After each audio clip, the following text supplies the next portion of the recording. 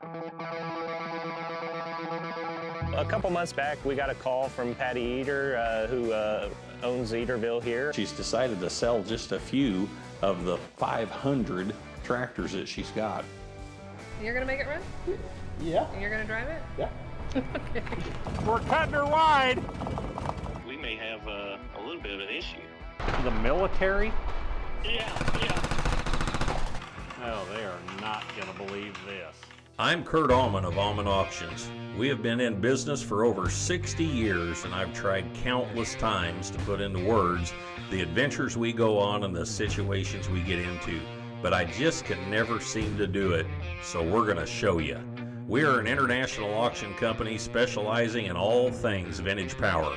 Through our adventures, we have seen some of the rarest items in the world, from vintage tractors, trucks, cars, signs, memorabilia, and so much more. We are not just an auction company, we are collectors with a passion for the items we sell. But it's not just about the items, it's also about the people. We get to experience, share, and tell the history of our past. Every day is different in the auction industry. Now it's time we take you on the adventure with us.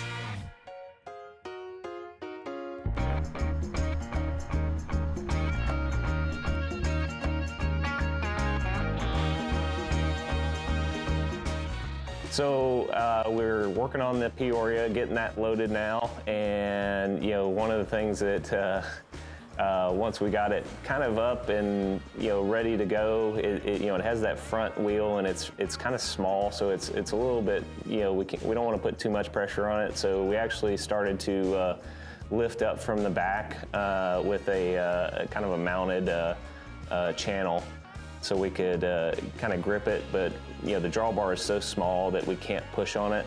So we actually ended up just lifting it up with the forks. But unfortunately, kind of when we got a little, I guess, ambitious, we got it up there and it ended up slipping off the channel.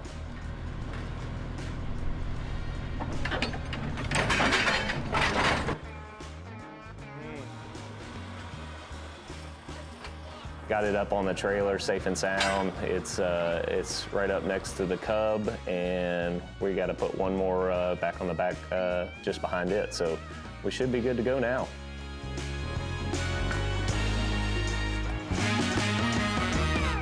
So another one that has proved to be challenging as far as loading goes is the Fagile.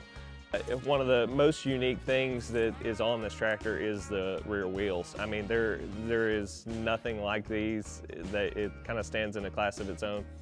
They were built in California. You see a lot of literature of them being used in orchards and things like that, so I think it was used for the sandy soil in general. Another odd thing that they decided to use, and I'm not positive what their thinking was behind it, was their steering wheel, or lack thereof, I guess.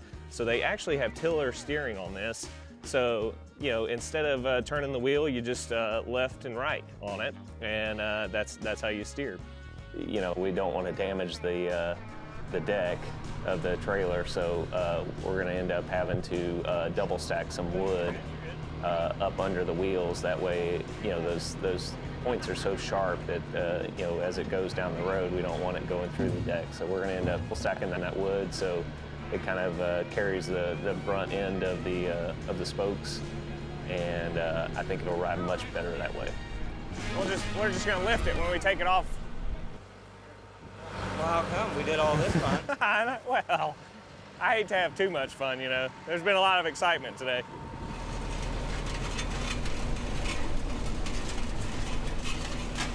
So we actually just ran into an issue with the Minneapolis power unit. When we went to load it, we ended up lifting it on just because that was going to be easier than pushing it. But once we actually got it set down, we noticed that the front pin on the front axle was super, super worn. I think we're just going to have just barely enough room for this. Our problem is this pin that holds this front end on is pretty well rusted through. It's got so much corrosion to it that we don't want to put any pressure on it because it may snap, especially where it's sitting. We don't want the front end to come out from under it. So what we're going to do is block the whole thing up, so we're taking all the weight off of the front axle here. I think it's going to be much safer to haul that way. We've got everything strapped down tight, so it's you know, with no pressure on that pin anymore. So hopefully, once it makes back to Nokomis, we'll be able to address that and kind of get that fixed.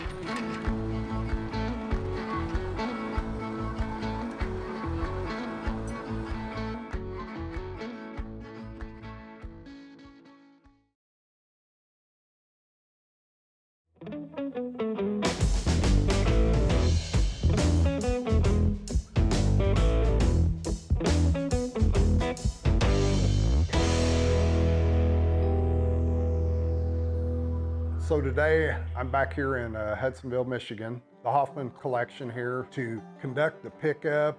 I received a call from Mark Busses and in regards to selling the collection, and wanted to know if you know, something Aumann's could handle. So we went back and forth and got some pictures, and we came out and we cataloged the whole sale. Ended up actually 3 sales. There's probably over 900 lots here today. Part of them are going to come back and be shipped through our shipping department. Some of them people are going to pick up. The tractors and stuff we're going to pull out, get lined up. We're going to spend some time today with Deb Busses walking through the collection again for one last time, kind of look at some of the key items, some of the items that she liked. I've got a really great crew with me today. It includes Callie and Lucy, Dave Jepson and Austin Sims. So a bunch of great co-workers that helped me out on this venture. Good. Ready to do one last walkthrough and look at everything? Yep, we're ready. All right, let's do it. So this was actually, this was your parents here, Delbert and Jan. Yep. Okay. They would be the smiling faces you would see. Yeah. And Mom and Dad started collecting antiques and John Deeres probably shortly after they were married, and they were married for over 66 years. Dad hauled milk for 42 years, I believe, and after he retired from doing that, they turned the barn that my brother had done a dairy farm into a museum. They had the floor painted and things, mostly all John Deere things, of course, because that was his favorite love. Oh man, check this out. Right up my alley, all this John Deere green and yellow everywhere. I love it. Yep, Dad's been collecting, so. He has, those are great. No, I love the old John Deeres, that's my thing. So this one here now, this 330, that's a beautiful little tractor. The 430, and then we came down, he's got a 530, 630. So he kind of went through the 30 series tractors, you know. So, yep, all he enjoyed collecting that. Yep, 630, and then the 730. Now, did Delbert do a lot of any restoration, or did he have somebody that did He some would of the have stuff? somebody do that for Do him. the painting and stuff for him? Okay. Mm-hmm. And the 730, is that staying in your family too? It is, yep. My grandson is going to keep that. So, That's good though. yeah, I mean, yeah. it's staying actually in the family, Yeah. you know, so Yep. that's good. That's awesome. And then here's the old muscle tractor, the old of the day, the 830 diesel. Yeah, those were pretty awesome old tractors, really. Big old bulky, massive looking tractor of the day. So the old muscle tractor of its era. This was Delbert's, I understand this was Delbert's parade truck, right? Yeah, he liked to go in the local parades and drive it. Got his old cans in there. And Yeah, his milk hauling days were with cans, so. this truck was actually in a movie briefly, or? Yes, it was, when they made The Return of the Hiding Place. A portion of it was filmed at Hope College in Holland, Michigan here, not too far from us. And they had understood he had a truck and connected with him. And so, yeah, it's briefly in the movie. He was in The Return of the Hiding Place. Well, that's cool. After he retired, they thoroughly enjoyed getting to show their collection to people. His mom had a real good knack at displaying this stuff and showed very well. The 330 series of tractors, people seem to really enjoy that. The unique plow, the anniversary plow, and some of the patio series and the display patio series box. Love the Centennial plow. Yeah, Now- that's pretty special. So one of 3 plows is what I understand, and went to the top volume John Deere implement dealers in the country to celebrate the 100-year anniversary. Yeah. That's a great, great, great plow. I mean, just displays, just very, very neat. That was kind of a unique series, the patio series. They, you know, tried to appeal to the more of the residential areas and stuff with the colors and kind of, you know, kind of neat, you know, back in its day. But like this 63 here, that's a really early first year they put those out, the Lawn and Garden series, and then had the decks were actually kind of crude on these. You see how they're square and welded and stuff, but early deck, whereas they got better, they were more rounded and everything. You know, what's the chances of getting to sell some of these items that sold here? They just don't come up for auction every day. And you know, for example, that plow, the walking plow, the Centennial plow, 1 of 3 known. That was probably the whole key piece of the auction.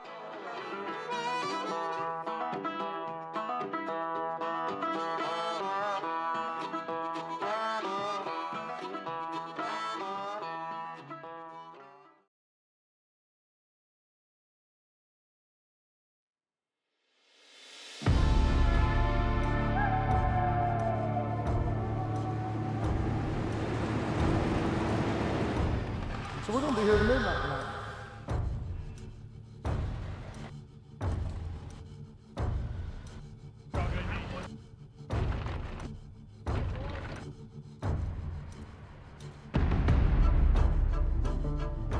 Just because it is so heavy, you know, getting it up onto the trailer, that's the hardest part, you know, and you don't want to put too much stress on any one of the parts. So I'm just trying to figure out if we want to go forward or backward with it. So after going through this and trying to decide how we were going to do it, we ended up deciding we were going to pull it from the front and then push it back. We're gonna do this in tandem.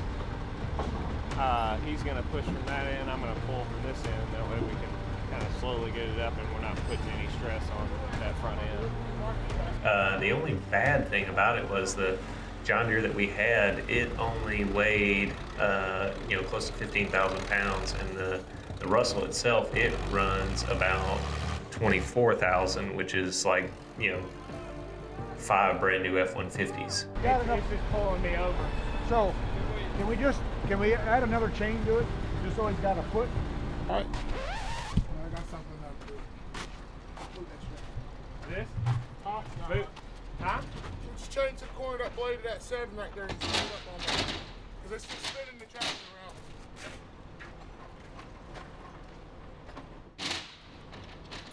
What, you want me to move this out of the way? Huh? This? I can get on that side over there. The other side. I don't know what he's doing. We ended up hooking on the back side of each side of the drawbar, because, you know, these tractors, they were meant to be pulled from the rear, so everything is a lot beefier on the rear end. So we were able to pull from there. Once we got the rear wheels on top of the trailer, that's when a lot of weight kind of comes off and it pulls a whole lot easier. That first little bit is the hardest part. Well, we had to bring in the big guns and finally got it up to where it's on there. Now it's pretty easy going from here. It's all level, and you know, we're just making sure that the deck doesn't get damaged, and we're gonna get it centered up and tied down and done for the day. Most everything went pretty smooth today. You know, we had some stuff that we had to get figured out, you know, a few hiccups here and there, but most everything was really, you know, nicely laid on the trailers, and, you know, we've got a good set of drivers that have helped quite a bit, and, you know, they all know each other and are gonna run together, so it'll be nice to have all that kind of going down the road. So if you're, you know, in between here and Nokomis, you know, you might get a show here in just a day or so. Now, this sign here was one of my favorite signs on the sale. I've never sold this sign before. Actually, I have not seen this sign. Really? Yeah, so I mean, I thought it was pretty unique. Lights up, it's just got all the bells and whistles going for it. Super cool. Yeah, turn that on. Oh, look at that. Look at that color. And it just goes through the process and shows, you know, the different features of the new 50, 60, and 70 tractors. Well, that'd look awesome above your bed at Yeah. night. Romantic lighting. Oh, yeah, Oh, wouldn't it? man. Oh, that set the mood. But no. But anyway, like I said, that was one of my favorite things on the sign-wise. I thought that was just really cool. Very diversified collection. I mean, you had milk collectibles, you had magnificent John Deere items. There was farm primitives, there was antiques. So what do you got to show me here, Deb? Oh man, is that buggy over there, that doctor's buggy? Doctor's buggy used like Dr. Room at Forest Grove in the early 1900s. Yep. Is this in the history here? Oh, it's got the foot warmer. Yeah, it too, does. doesn't And it? I think kind of like a Oh, his doctor's bag. bag. It's still got his bag? Yeah. And then you got a John Deere high wheel wagon right here behind it. Yes. Big old beefy thing here. And got the scoot board on the back, yep. Even got a seater, wagon seater back there. This is an old horse-drawn milk wagon, huh? Yes. Still got bottles and stuff in here too, and Sure. milk crates. City Farm Carriages, Holland, Michigan. Those are all local plates in that plate rack there. Yep, and some other thermometers and such. Okay. Local. That's wall, neat how too. they kind of tied in the local history into their museum, Yeah, things yeah. that they were a part of, and the community they lived in. That's really cool. Yeah, Mom liked history, and especially local history. So Well, yeah. that's pretty obvious by going through Yeah. here. It is. Yep.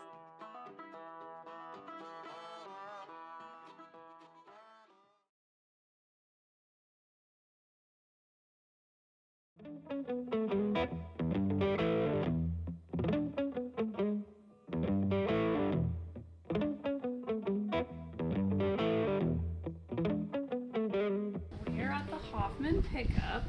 We're going through and pulling all of the invoices that are being brought back to Nokomis or shipped out of Nokomis. So right now we're all kind of just pulling invoices, pulling stuff, putting them in piles, and Lucy's been packing them. I'm just making sure everything gets packed good and well to make the ride back to Nokomis unbreakable, so we can ship them to our customers. This is one of probably the best kept museums, and I mean, you could truly call it a museum. Another fun, interesting piece here at the Hoffman Museum is this old horn. It was used, believed to be prior to 1920, in the mines to call out the miners and for a little demonstration.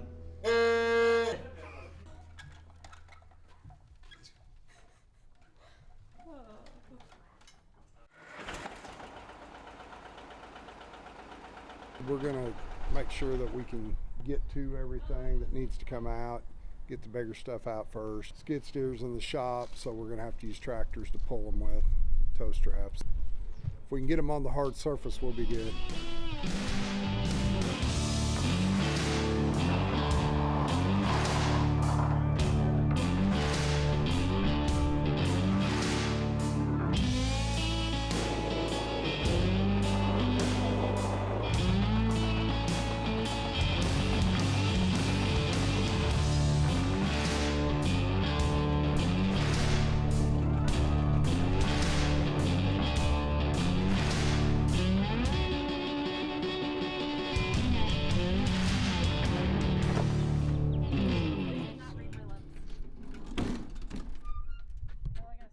Everything went real smooth. I mean, everybody pitched in together, and tomorrow, first thing in the morning, we're gonna have several people coming through to pick up their items that they purchased, and then tractors that are left and the other large items, we'll be pulling those out tomorrow, and real satisfied with everything here.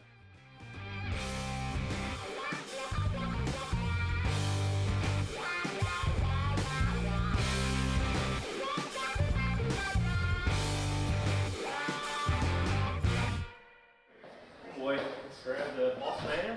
All right, we'll see if we can start getting things unloaded. Hey, looks like we got the trucks in for meter. No, man, I've been watching them online. Everybody keeps reporting as they move down the interstate. Yep. Where are we gonna put them? Looks like they're gonna be coming into town now, so we'll just pull them in the front parking lot, and then probably unload up there, take them back, get them washed up, and ready for service. All right, let's go get a look at them. I'm anxious. Man, that's a sight to see. One after the other. That's pretty impressive. God, look at that. It's like an antique tractor buffet.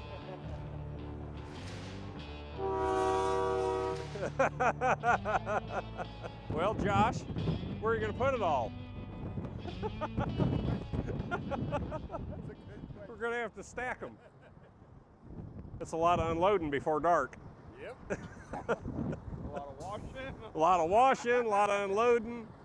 All right, Alex, that was very impressive. I'll see you later. Yeah. Don't you leave. Kelly's got your fried chicken and mashed potatoes and green beans in there, so you get something to eat before we start unloading if you want to. All right. We're going to run out of parking lot.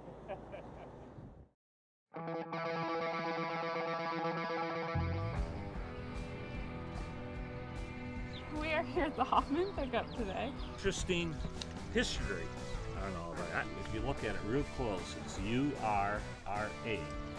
It was the key piece of the whole auction, so now it's going away. 330 seems to start as soon as last year's gets over with. Dave Hudson and Steve McIntosh, we call him Mac, they are kind of an old tractor gurus. There she goes.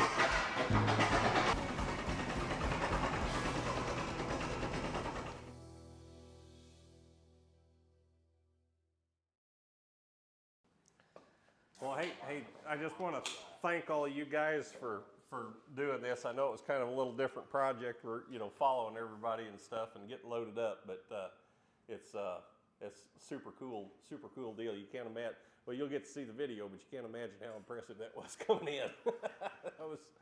That was awesome. Well, I wanted to sing Convoy as you was coming in, but I won auctioneering contest, but I can't carry a tune, so I won't sing it.